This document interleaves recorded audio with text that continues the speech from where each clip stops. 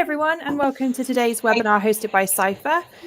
Today we're looking at Burnout 101, what burnout is and what to do about it. I'm thrilled to be joined by Mark Crabtree. He's founder and consultant at Mark Stephen Crabtree Consulting. Hi Mark, how are you doing today? I'm fine, thank you. How are you? Yeah, very well, thank you. That's good, that's great. And I'm also joined by Cam, who's one of our account development managers here at Ciphr. Welcome Cam, how are you doing?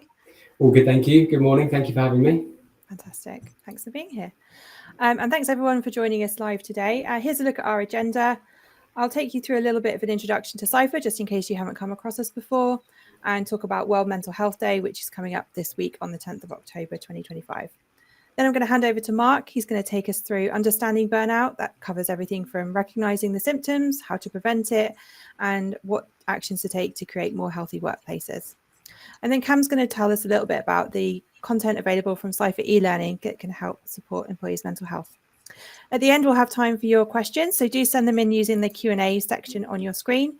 You can also use the public chat just to say hi and share any comments about what we're talking about, and perhaps if you feel like it, any current health and wellbeing challenges you're facing in your organization. This webinar is being recorded and the recording will be emailed to you afterwards. So in case you're new to Ciphr, here's a look at all the products and services that we offer. We really do offer solutions for every aspect of the employee lifecycle, right from recruitment and onboarding through to central HR software, payroll software, as well as bureau services, benefits platform, e-learning, which we'll be talking about today, and D&IB consultancy. So those other solutions we won't touch on today, but if you want more information, you can find us online at ciphr.com, or you can email our helpful team at info@ciphr.com. And we'll be delighted to tell you more.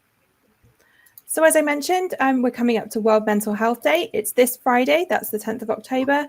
And the idea behind Mental Health Awareness Day is to raise awareness and drive better action for mental health worldwide.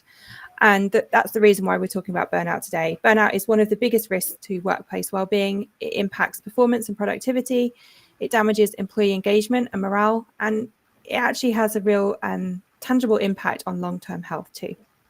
So with that, I'm going to hand over to Mark, and he's going to dive into all this in more detail. Thank you so much, Mark. You're welcome. Thank you. And it's great to be here. And hello, everybody. So what I'm going to be doing over the next, say, 30 to 40 minutes is talking about burnout, how to recognize the signs in yourself and also in other people, and also to explore some strategies on how to prevent burnout and how to deal with it if you are actually suffering burnout as well. Please put any questions up on screen. We will get to your questions at the end. So let's really sort of just start off by looking at what I'm really going to cover and have a look at the agenda. So we are going to begin to look at about identifying burnout, and I'm going to talk a little bit about some of the causes, but also a little bit of the history behind it as well. The other thing I'm going to talk about is something called rust out, so burnout and rust out. We will also look at the definition between pressure and stress, and also we'll start to look at some team and employer approaches. But I want to first of all go back I think it's about 117 years ago. And I want to go back to 1908. And I'm going to introduce you to two gentlemen, Robert Jüks and John Dodson. And Jüks and Dodson was doing some research back in 1908 to understand how the strength of a stimulus affects habit formation. And what they were doing is that they were, and I guess it's not particularly PC at the moment, they were doing some work with mice, and they were actually giving electric shocks to mice and to see how it affected them navigating a maze, and whether these shocks could actually help these mice develop habits. And they found a couple of interesting things. So they were using these shocks on mice to train them to navigate this maze. And what they found was that the mice performed best with moderate shocks. And it seemed to motivate them to learn how to use that particular maze. They also found that in weak shocks or no shocks at all, was really insufficient to drive any kind of motivation, while strong shocks caused anxiety, disorganization, and impaired performance.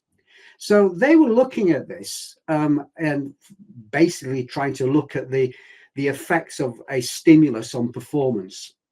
And what came out of that was the Jüks-Dodson inverted U, which I'm sure we've all seen before. And it looks a little bit like this. So it's the Jüks-Dodson law, and it's a bell curve. And if you look at the bottom axis, it talks about arousal from low to high, and it looks at performance from weak to strong. So what they found was that as the shocks were increasing, the performance was getting maximized. People were actually, well, the mice were performing really well. But after a while, that overshock was impairing performance because of strong anxiety. And a lot of us have used this bell curve to really start to explore the effects of stress and pressure on people's performance. And what we're looking at here is this particular approach here, where we've got to the right-hand side this high level of over-arousal, where the pressure and the arousal is too much, and that leads down to breakdown or burnout, which we're going to be talking a little bit more about in a moment. But I just want you to have a look at the left-hand side, that low arousal, where it starts to talk about boredom. And that starts to talk about rust out, where there's this under arousal, where a day seems like a week seems like a month, where there's not enough stimulus to really sort of get us going. So what we've got is this bell curve where we've got low under arousal, which affects our performance. And then we've got high over arousal that leads to breakdown and burnout. And then we've got this sweet spot in the middle, which is growth and learning, where we've got this kind of optimal performance. And a lot of therapists, a lot of psychologists, they use this kind of idea of this inverted U, this bell curve, to explore the effects of arousal on people's performance. But there's a bit of a challenge here. And the challenge is this, is that we are all individuals. We all don't follow the same bell curve. And, you know, our bell curves may be very different to those of our colleagues or our family. So what we're finding here is that somebody's high level of arousal may be somebody's moderate level of arousal, and somebody's burnout may be moderate, and so on and so forth. So if we were plotting a team's bell curve on a chart, we'd have a number of different charts here. So that gives us a bit of a challenge, especially as leaders and managers, when we are actually leading and managing multiple teams, you know, online across the globe, because we've all got this kind of different sweet spot. So that's a bit of a challenge that we have. So let's just sort of dig into this in a little bit more information. So we're going to define burnout and identify some key signs. So if we could agree that burnout is a state of physical, emotional, and mental exhaustion, which is caused by prolonged stress and overwork, understanding its main characteristics helps us in early recognition and intervention. So part of it is about recognizing these key signs. So how do we recognize these key signs? So have you ever recognized these things in yourself? Okay, chronic fatigue, cynicism and detachment, reduced efficacy, and sustained work stress. Now, back in 2014, I was feeling these kind of things. You know, it was pressure at work, pressure at home, lots of things going on in my life. And I was feeling absolutely exhausted. I lacked that energy. I felt that, you know, a day was something that I had to endure. It was really challenging. And also I had this detachment. I was cynical. I was detached from my work colleagues and my family. And my productivity and sense of effectiveness really took a hit. And what I didn't know at the time was that I was actually going to that right-hand side of that U curve that we've just been talking about, and I was affecting burnout. Now, I recognize that now, going 12 years on from that to 2013, 2014, I recognize it now, but at the time I didn't. Yeah, I was pushing through, but I was getting more tired, more detached. My efficacy and effectiveness was dropping, and I was suffering. So part of this is about recognizing this in yourself. It's about having this huge degree of self-awareness. And I think that's a really important part to think about this.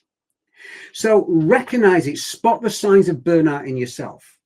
Okay, take a little bit of time to sit back, to reflect on your working day, to reflect on your relationships. Are you feeling constantly tired and lacking that energy? It can be a sign of burnout where you need to require some self-help, some self-attention. Are you becoming more irritable? Are you finding that little things irk you, get you angry? Yeah. Are you getting frustrated in the work that you're doing? Are you making more errors in what you're doing? And looking back to when I was suffering burnout, I'm sure I was actually becoming a lot more irritable and probably wasn't the greatest person to be around at the time. And are you lacking that motivation where it's hard to get up on a morning and it's hard to engage in a task and things that you really enjoy doing? So part of this idea about burnout is this kind of self-reflection, and give yourself permission to actually think about these things and just do a little bit of self-care. That's really, really important. But also, if you are leading people, you're working with people within a team, recognize this in your colleagues. Yeah. Are you seeing a decreased productivity? Are you seeing people whose performance is dropping? Their output is falling? Are you seeing people slowly withdrawing from social interactions with their colleagues? They're not going for coffee together. They're not turning up on time to meetings, either online or face-to-face. Are they unusually subdued in that kind of meeting? Are you seeing people whose moods are changing? Are you seeing people who've got this kind of mood swing, this irritability? Are they having any kind of signs of distress? And I actually strongly believe that people have got this kind of baseline behavior. Think about your colleagues when they're at the best. Think about them when they are, firing on all cylinders. They're really effective. They're being a real asset to you and your team and your organization. Are you seeing this kind of decreased productivity, this social withdrawal and mood changes? And I'm a big believer in something called a culture of permission.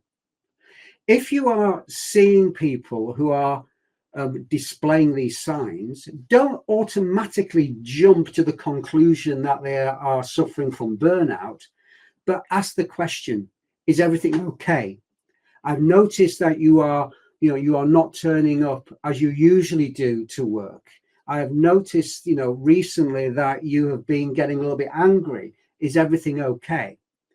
And if they say yes, ask again, is everything okay? There's a technique in the area of mental health called ask twice. If you ask twice, sometimes people do open up. And I think, when I look back at my situation, I probably didn't create that culture of permission. I was a senior manager in an organization, and I'm sure my colleagues noticed some of these things in me.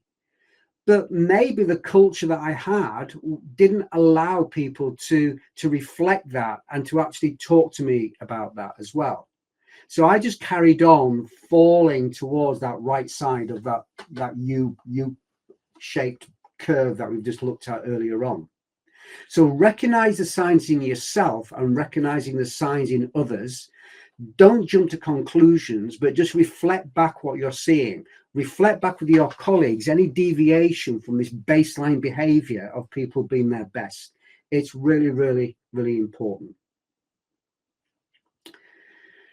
Now, I talked about rust out.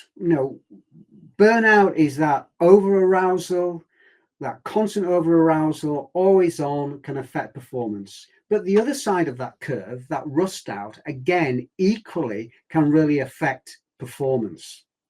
So if we think about this kind of rust out happens when people are under challenged, there's not enough pressure, and again, that performance can decline over time. I remember years ago working in an organization where there were definite peaks and troughs of activity. And sometimes, there was so much to do that, it was a real challenge.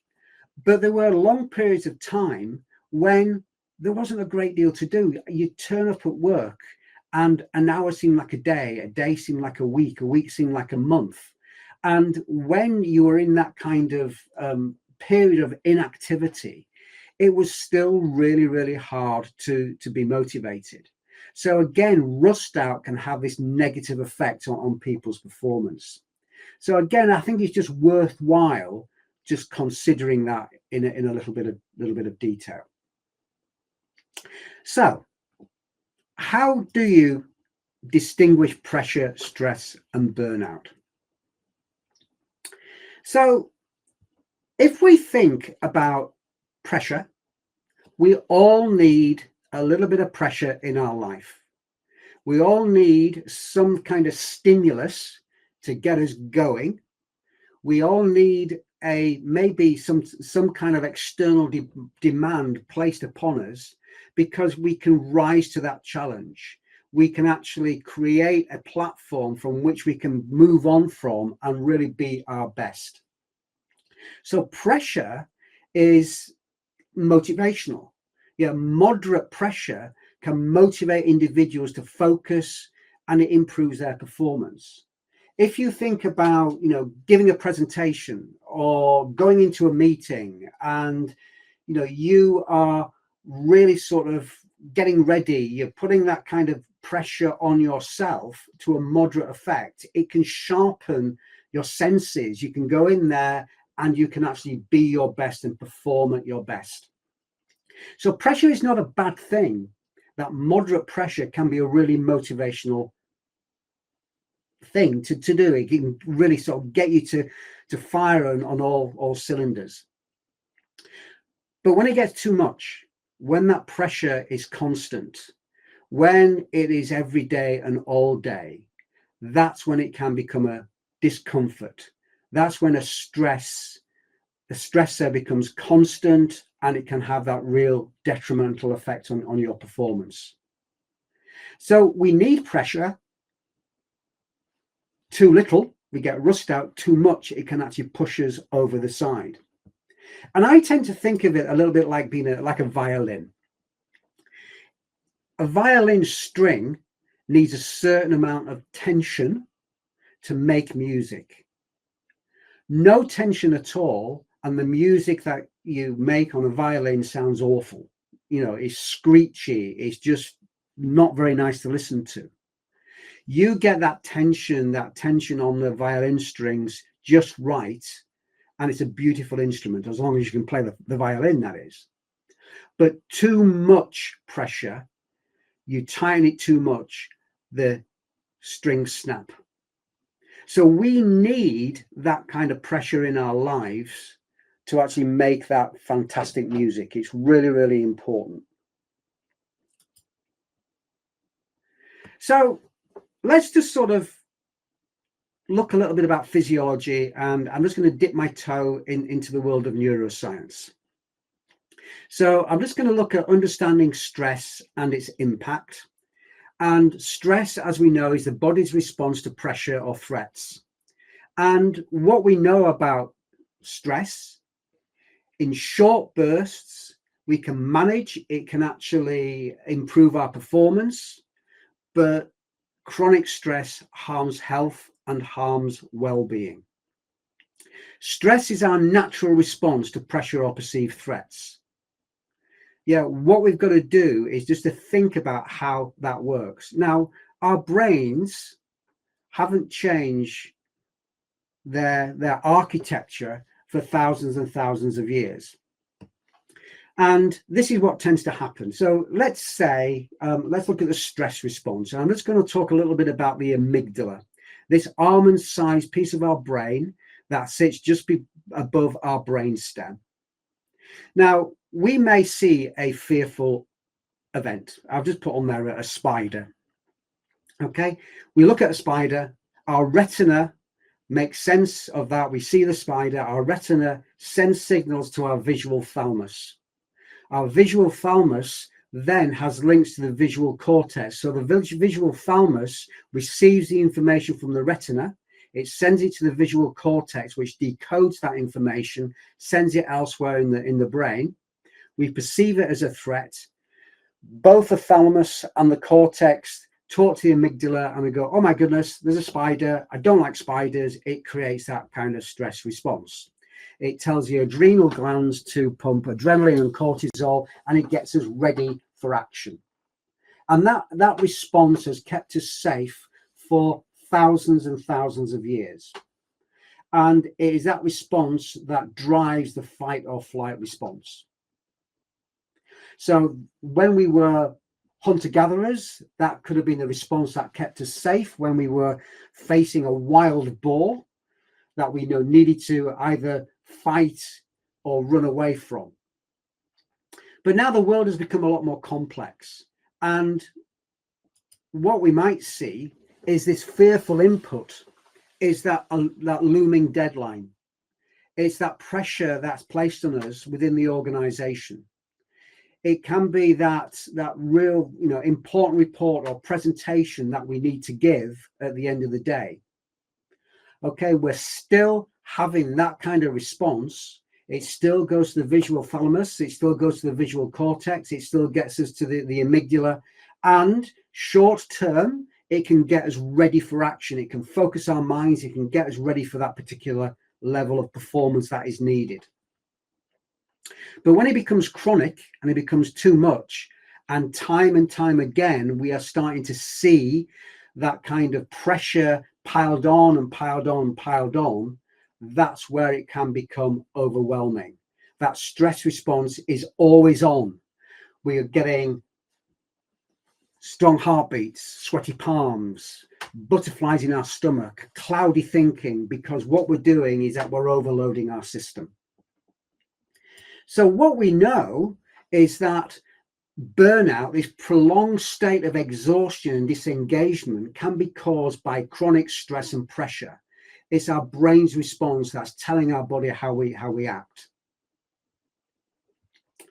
So what causes it within the workplace? What are the things that happen within the workplace that affects us?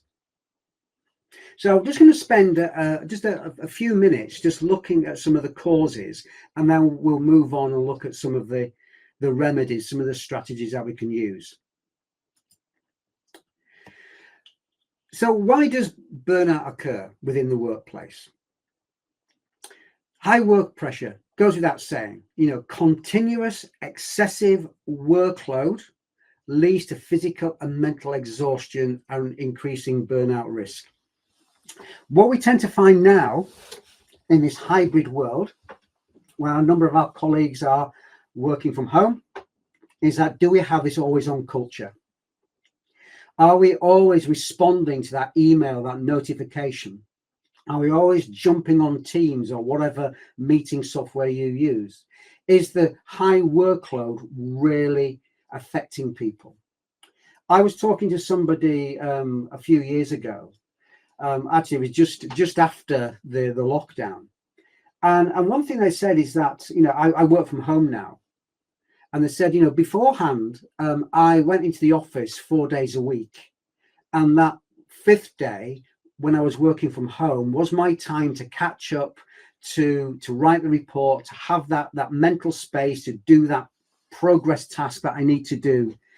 And that one day was really important because it allowed me to have that time just to concentrate on something that was really going to help me and my organization. And then they said, but now, because we're working from home and I'm on Teams and I've got SharePoint and all this kind of thing, that day doesn't happen anymore. I'm working at home, but I'm still on. I'm still expected to respond to that email. So I'm finding that workload pressure is constantly during the week. And that leads to this kind of always on culture. And sometimes the workload pressure can be too much. The other thing that we're seeing is conflicting demands. And especially in organizations that have got more network structures than hierarchical structures. Yes, so you may be working on a project and you've got a project leader, yet you're also part of a team that has a director or a manager. And sometimes what you get is simultaneous and contradictory demands that cause stress.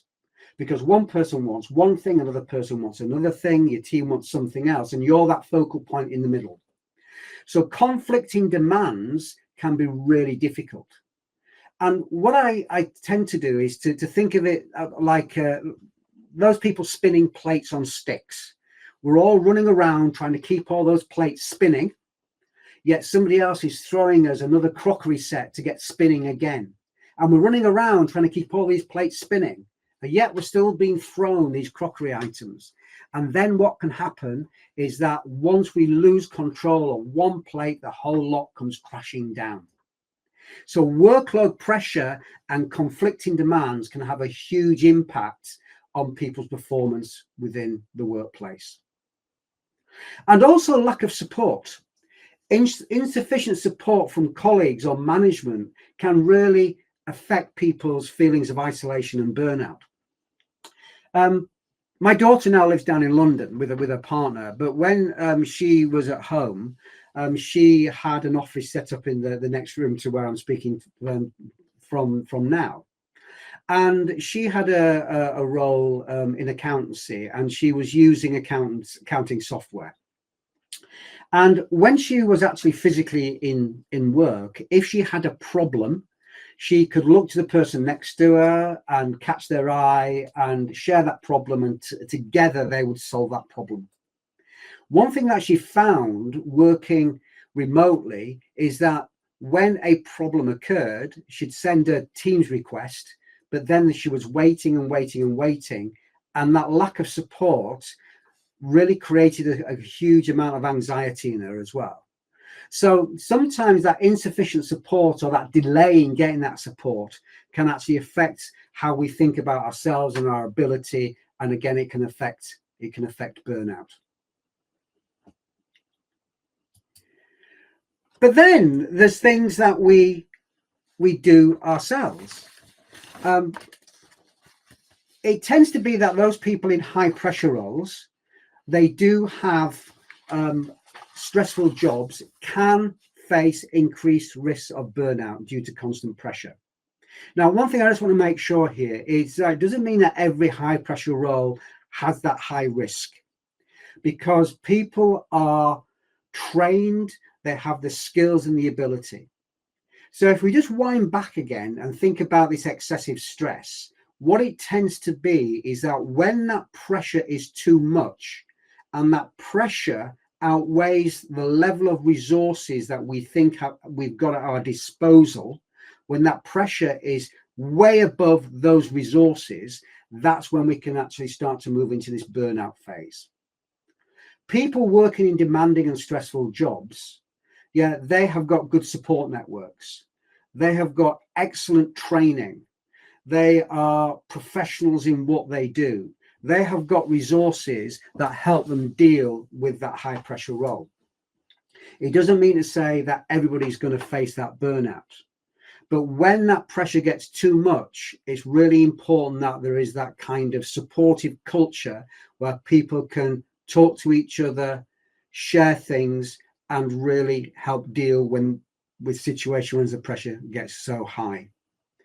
Those in caregiving jobs like healthcare, social work, obviously they often experience emotional exhaustion leading to burnout. A good friend of mine's daughter was a paramedic for a while. And again, she was working for a health trust where there were precious times where there weren't enough staff available. And what she felt was that pressure on herself when she was a paramedic, she was always on, she was always working hard, but didn't have that kind of supportive network, had a real effect on her. And again, caring professions need that kind of supportive culture to help them get through those really difficult times. But then there's the things that are a little bit more intrinsic to ourselves. And this can be about our personality traits. Back in 1975, there was an American psychologist called Taibbi Kahler, who was working in the field of transactional analysis and was looking at personality drivers. And he came up with 5 personality drivers: be perfect, be strong, please others, hurry up, and try hard. And these drivers, they actually feed that inner dialogue that we've got to ourselves. Yeah, I've got to be perfect. I've got to do things to the best of my ability. It's going to be bells and whistles. I've got to be strong. I've got to face this alone and be strong. I've got to do things to please my colleagues, to please my manager. Yeah, I've got to do things fast because there's so much work to do. I've got to try my hardest. And these can be positive messages that can really feed that inner coach. But when that pressure gets too much, what can happen is it can actually create situations where we start to believe that too much. We can't always be perfect. We can't always be strong. We can't always please others. And again, that can affect this kind of stress response. So, what can happen within the workplace? If you are interested in the health and safety executive management standards, I would suggest you have a look at that after this particular seminar. Just Google management standards HSE, and you will find a lot of information on their website. And one thing that we know about the workplace and things that can contribute to high levels of stress are the things like lack of autonomy. When people have got limited control over their work tasks, it can reduce motivation and increase burnout risks. When their expectations placed upon them are unclear or really ambiguous, so job roles and expectations can cause stress because people can feel confused about what it is they're supposed to be doing. Having this kind of poor work-life balance, and what I mean by this is about having this kind of balance that fits you as an individual, so you can balance the demands that your employer places upon you or the demands you place on your employees and their personal life, can lead to that stress and burnout. That really affected me a number of years ago because there was stuff happening in my personal life and work, and that really sort of tipped me over the balance. And those kind of personal stresses, that personal challenges, the voices or the messages that we give ourselves can really affect burnout. And one thing that we look at in terms of the health and safety executive, what the health and safety executive talk about is they talk about things like the demands placed upon the job. Are the demands placed upon people, are they clear? Are they reasonable? How much control do people have over the way that they do their work? Yeah, do they have an opportunity to shape their role around them? What is the level of support like that people have got within the workplace? What's the relationships like within the workplace between staff and between managers? Is there role clarity? Do people have a clear role? Do they understand what they do and what they achieve and how they actually contribute to the goals of the organization? And are they given feedback? And are they kept informed and communicated with, especially in periods of change and change that affects them? Those are the things that the health and safety executive have got written within their management standards But what we know from the research is when those things aren't there, when there's no control, relationships are poor, it can affect that kind of mental health. So what can we do about it? So what I'm going to do is I'm just going to spend the last 5 minutes or so just talking about strategies for managing and reducing burnout. And I'm going to look at this in two ways. Firstly, about personal strategies, but also things that you can do within a team. Now, some of you may be familiar with a book that I've got here. I don't know if you can see this. The 7 Habits of Highly Effective People by Stephen Covey. Good book. If you haven't seen it, I recommend that you read it. Now, the 7th habit in that particular book is called Sharpen the Saw. And what Sharpen the Saw is about creating a bit of space for physical renewal, mental renewal, emotional renewal, and spiritual renewal. And what Covey says is that taking care of yourself is really, really important. Regular physical care boosts energy and enhances overall health and well-being. Getting out there, going for a walk, going for a run, doing some exercise within your own area of capability is good to look after yourself. Mental renewal, engaging the mind through learning and reflection, helps with continual growth. Yes, spend a little bit of time reviewing your skill set. Think about what you've done. Have gratitude for what you've achieved in a day and what you're grateful for. Caring for the heart with positive relationships and emotional balance supports resilience. There was a piece in Harvard a few years ago that talks about relationship resilience. It talks about identifying people who you can go to and talk to when the work becomes too much, when you just want to have a laugh, when you just want to sound off, when you're unsure of the way forward, when maybe you've been given a little bit of negative feedback and you just need that little bit of support. It's identifying those people around you who you can go to and have those kind of conversations. And there may be different people. There may not be one person who can actually be that supportive person. You will have different people within your social network.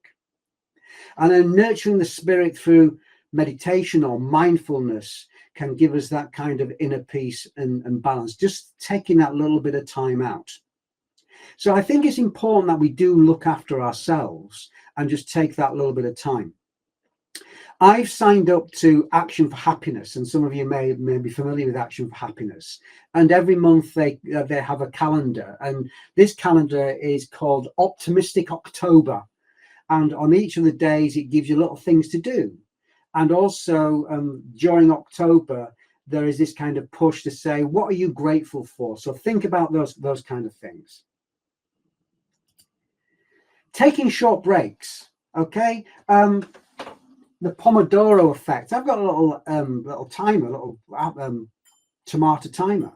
You know, set yourself 20 minutes to do a task. When the bell goes, get up, walk around. Just notice something out of the window, just for a couple of minutes, and then get back and do another 20 minutes. And when you've done 3 or 4 of those, take a little bit more of a break. Short breaks throughout the day can help refresh the mind and reduce stress. Try and set boundaries between work and non-work.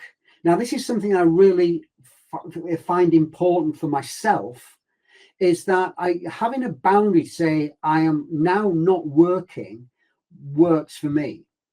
Getting changed. So I've got stuff that I wear when I'm at work, and then I've got a wardrobe that I wear when I'm not at work. Even little things is during the weekend, I've got a different set of glasses. Yeah, I like to cook a meal, and when I'm cooking a meal, that's it. I don't do any work after I've cooked the meal. Having that boundary can really, really help. In one organisation that I work for, some colleagues of mine, I live in the northeast of England, and I was working in Durham at the time, and my colleagues lived north of Newcastle, and they used a car share. And what they did is said, we are going to use the Angel of the North as a boundary. So when we travel from work to home, the first 20 minutes until we get to the Angel of the North, we'll talk about work things. As soon as we get to the Angel of the North and then head towards home, we talk about non-work things. And on the way to work, they did the opposite. Talk about non-work things up to the Angel of the North, and then talk about work things from the Angel of the North to Durham. So that boundary, that sculpture, the Angel of the North, was that boundary. What boundaries can you set yourself? Is it taking the dog for a walk? Is it getting change? Is it cooking a meal? You know, what is it when you can turn the computer off and really move away from that always on culture? Prioritizing tasks and ensuring important work is completed first. Making sure that you're thinking about what's urgent and important and really concentrating on those things. Again, if we've got a sense of how to prioritize, it can help us identify those tasks that we need to get done first. And then when we've done them, we can get that sense of achievement, and that can help us as well. But also practicing gratitude. Yeah, what are you grateful for? What have you done today that you're really pleased about? It could be something really small. Give yourself that positive feedback. It could be a task that you've been putting off, that you've just done, that you've just started. It could be starting that report that you were dreading to do. Give yourself gratitude. At the side of my desk here, I've got a little pot, and in this pot are all little sort of things that I'm grateful for, or skills and abilities that I've got. And what I tend to do when I'm feeling a little bit down, I just rummage in here and take one out and read it to myself and thinking, yeah, I can be creative. You know, I think I'm a creative individual.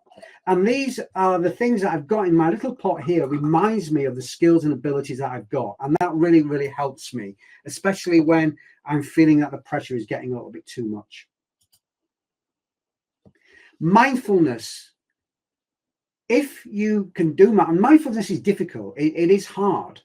But again, if you can just take a little bit of time out and just get in touch with the here and now, it can help reduce stress and enhance emotional balance because it's this present moment awareness. Where are you now? Regular exercise. I mentioned regular exercise, just taking that break. Go for a walk. Get outside with nature. Do exercise that you're capable of doing. Making sure that you actually taking time to recharge your batteries. Try and get into a sleep routine. Try and have a routine when we go to bed.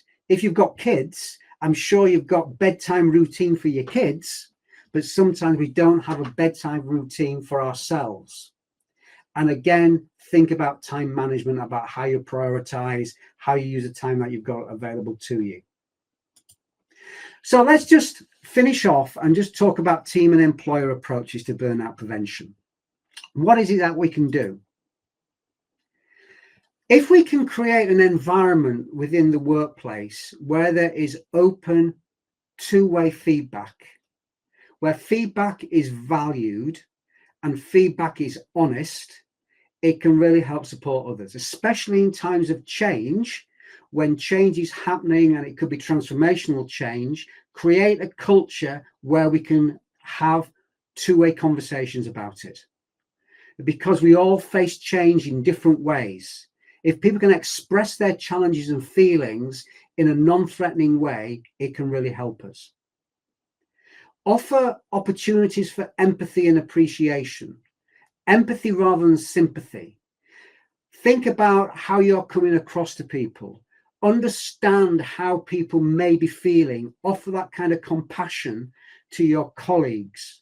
Again, that can support well-being. Signpost people to other people in your organizations. If you've got an employee assistance program, help colleagues find and use the tools that you've got. I speak to lots of organizations where staff don't know what that organization has to help them with their mental health. There could be resources hidden in the depths of your organization that people don't know about.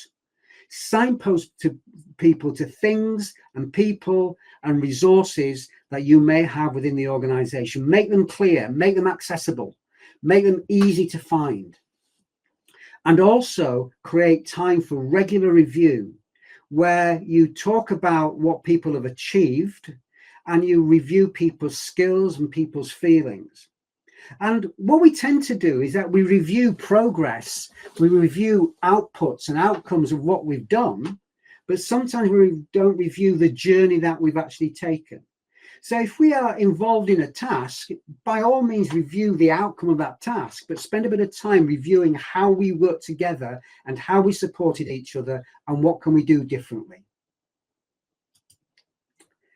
Build trust within a team. Yeah, trust. Do you trust each other? What is trust? How do you collaborate? How do you share success? How do you have conversations in teams about the workload, about what's working well and what's not working well? How do you collaborate? How do you recognize the gifts that you bring to a team and the gifts that other people bring to a team?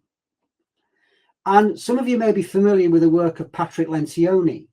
Now, Patrick Lencioni wrote the book, The 5 Dysfunctions of a Team.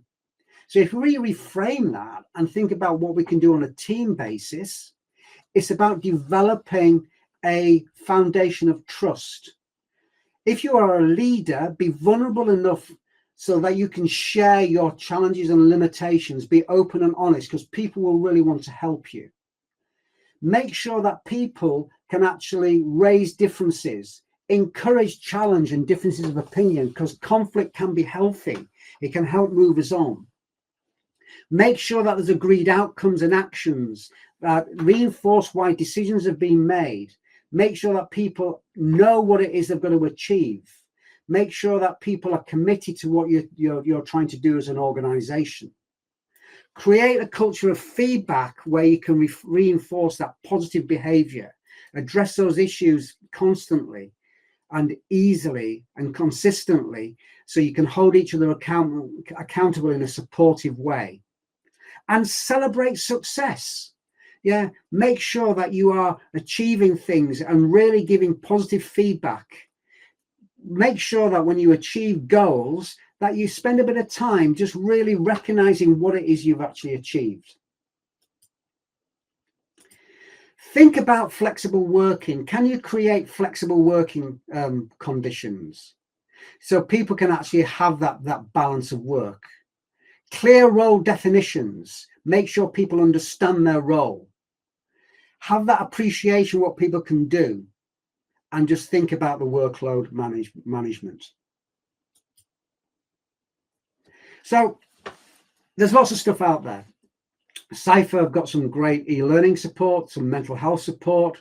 There's training programs, but again, make sure that you've got that kind of open dialogue. And what I just want to conclude with now is when you're thinking about burnout, it is about recognizing the early signs in yourself and others. It's about prevention strategies, fostering healthy workplaces. I'm going to finish there and hand over to the wonderful Cameron, who is not put his camera on. Thank you very much. Awesome. Thanks, Mark. That's great. Thank you. So I'm just going to, finish off the webinar, just talking about how employers can support employees with the help of e-learning. And before I do that, there's just a few things that Ciphr have done, a few changes that Ciphr have done to help create a more sustainable working environment, which I thought I'd just mention. As part of our monthly one-to-ones, we've got a section which is dedicated to mental health and well-being. So it just gets you and your manager or your line manager speaking about these things and opening up. We're also doing more training for managers to help them feel more confident about spotting those early warning signs. So rather than letting them sort of fester and escalate, you can see them before that. So things like when an employee starts to become unusually quiet, or if a usually reliable colleague starts to make a few more mistakes. And then the last thing is just reinforcing the boundaries of when you're working and when you're not. So we're always encouraged not to message outside of working hours on Teams or send too many emails if we can. Obviously, I'm guilty of it myself, but it's that constant reminding that you can shut off and have a break. if you need it. And of course, knowing what to do is one thing, and actually embedding it into day-to-day culture is another. So that's where learning can really help. So at Ciphr, we've got a range of courses that can give staff and managers the tools to manage stress and reduce the risks of burnout. We've got one that's called How to Avoid Burnout, which you can see a screenshot on the right-hand side. It's one of our micro-learning courses, and it gives you practical everyday strategies on how to avoid burnout. We've also got a wider mental health awareness suite, which has probably got about 8 courses in it included. Things like building resilience, stress management, and also work-life balance. So they work really well together. And I think I like the way that this suite works, because when you're rolling it out, you can pick one of the courses to focus on. So whether it's World's Mental Health Day on Friday, you could focus just one course on that day, and you could have maybe a couple every quarter to let your colleagues know about. They can log on to the learning platform and have a look at it, and it would help them massively. And we've also got a new course coming in collaboration with Mark. So a lot of the things that you've learned today will be fed into that course. And we're pleased to say that everyone that's registered to this webinar today can have access to that course once it's released. So you'll have the chance to kind of sign up, and we'll give you access to that when it's ready. But policies and conversations are important, but unless people are people know what good looks like, change doesn't stick. So that's why learning is so effective. And then just a few points on the courses themselves. Here's a few courses I've recommended, which you can all have access to kind of as a free trial. You can add your own branding, you can add your logos to the courses so that they feel like part of the furniture. I think the micro-learning courses work really well. Obviously, we're talking about burnout, so people have really busy schedules, they feel a bit overwhelmed. Having the 10-15 minutes to do a course is much more manageable than perhaps a slightly longer course. They can be done in a coffee break rather than a lunch break, for example. And all of our courses are SCORM compliant. So we can send them across to you to be hosted on your LMS, or we do also have the ability to host for you if needed. And that's everything from me. Over to you, Catherine. Yeah, sorry, I just had to come back to life there for a moment. Thanks so much, Cam. Thanks, Mark. If anybody was interested in those free trials, you'll have seen some buttons flash up on your screen. You just need to hit the button, and then that will save your details for us, and we can follow up with you afterwards. So now we've got a bit of time to answer your questions. If you have any, we've had a couple come in already, Mark. This is a great question from Paula. If an employee keeps quiet about their mental health, how can you tell if they have burnout? I think, as I said before, if you have got somebody who is normally a reliable employee, they actually turn up at work, they're doing their work well, and suddenly you start to see that their behavior is not their normal behavior. The last thing you want to do is you want to jump to a conclusion and say, oh, they've got burnout, because there could be other reasons why they are behaving in that kind of way. But I think it's sometimes just creating that space where you can say, I've just noticed that you're behaving in this kind of way. Reflect back what you're seeing without any judgment. And I think the important thing here is not having any judgment. I've noticed that, you are not turning up to work on time. You're not participating in meetings as you normally do. Yeah, is everything okay? And again, if they say, yes, it is, are you sure everything's okay? It's just about creating that space where people can feel safe to have that conversation. So I think it's about, how can you tell if they have burnout, please?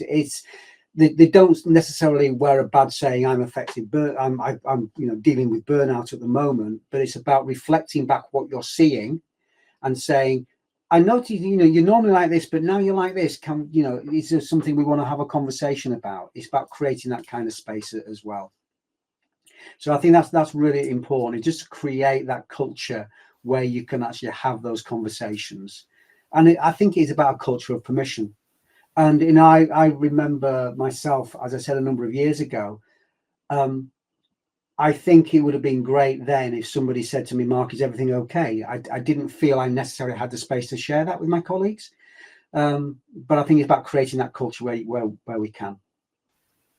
Sure, thanks, Mark. And I think that takes us nicely to this question from Julia, who says they've just started being responsible for other employees. I think that's a line management role. How can I broach the subject of mental health or burnout with them in their one-to-one without appearing to be intrusive? I mean, one thing that I haven't touched on, and I think it's probably worthwhile people doing a little bit of investigation, is this whole area of psychological safety. And there is some work by Professor Amy Edmondson from Harvard. And again, if people just Google Amy Edmondson Harvard, they can find some resources online. But Amy Edmondson talks about 3 things that leaders and managers can do. Now, psychological safety is where people can come to work, they can be their authentic self at work, they can admit to mistakes, they can actually say, look, I'm not coping at the moment, and they feel like they're not going to be judged or thought of in a negative way. So it's about creating an environment where people can be authentic. So Amy Edmondson talks about 3 things that a leader can do. One is to admit that they're not infallible. And to say that leaders, sometimes as leaders, I get anxious, I get angry, I get stressed out. And it's about, making sure that you can actually lean into that vulnerability. Brené Brown is somebody else who is a useful person to have a look at, talks about vulnerability. And if we can share our vulnerabilities, we can create an environment where people feel more comfortable sharing their vulnerabilities. So Amy Edmondson talks about, saying that you're not infallible. The second thing as well is about creating a sense that the workplace is a learning environment. Because we are in a situation now where organizations are moving fast, we're changing really quickly, and just say, there isn't a rule book. There isn't a right way to do it. So if you've got an idea or things that could be done differently, or you've got a suggestion about how I can get the best out of you, please let me know. So create this kind of culture of curiosity as well. That's the third thing, is that, create the workplace as a learning environment and model that curiosity. Ask questions as a leader. So I think if you are just starting as a line manager, that, subject with them in one-to-ones is about creating that psychologically safe space. In one-to-ones, you obviously want to talk about tasks and objectives. You want to maybe set somebody an objective, something that they need to achieve in the next weeks, months, or however long you're talking about. But also say, what can I do as your lead and your manager to make sure that I get the best out of you?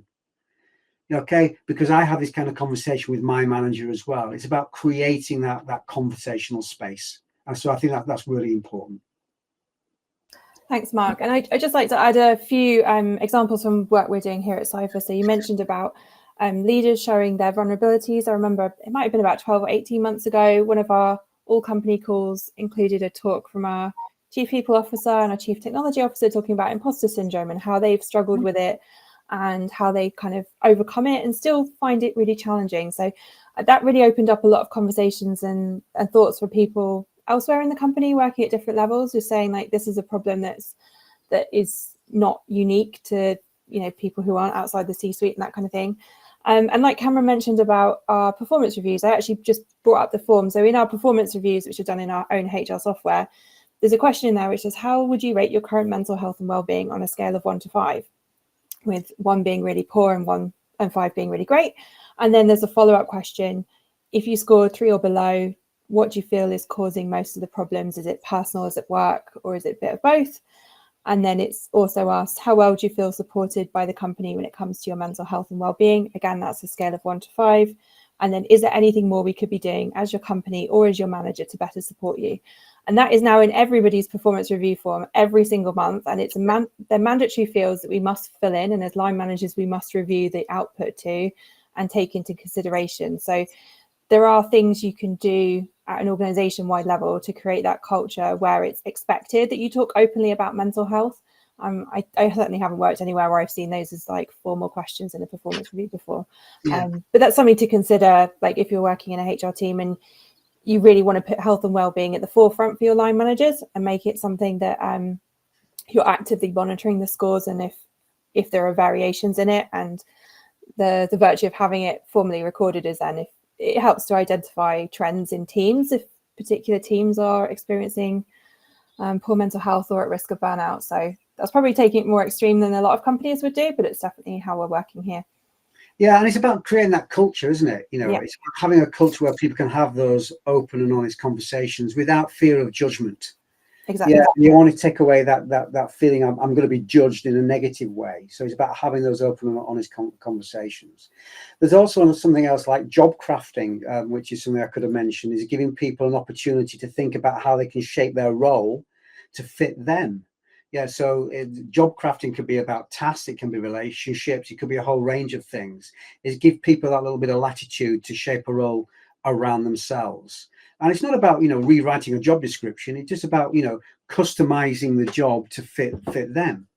And I think it is about creating that kind of culture. And I believe that people want to come to work and be the best they possibly can be. As a leader and a manager, our role is to create the environment where they can flourish and be the best they possibly can be.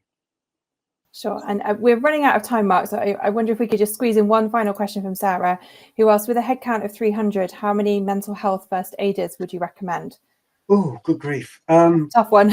Yeah, I think a lot of it depends upon how flat that organization is, you know, and what the communication is. So I don't think there's a magic number.